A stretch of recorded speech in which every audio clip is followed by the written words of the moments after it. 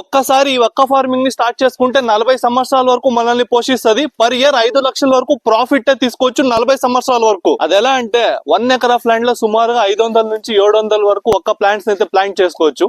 Plant చేసుకున్న తర్వాత 5 సంవత్సరాలకు మనకి దిగుబడి అయితే స్టార్ట్ అయిపోతుంది. దీని ఏజ్ వచ్చేసి 1 ఇయర్ అయితే ఉంది. 5 ఇయర్స్ తర్వాత ఫుల్ హైట్ పోయి మనకి దిగుబడి అయితే స్టార్ట్ అవుతుంది.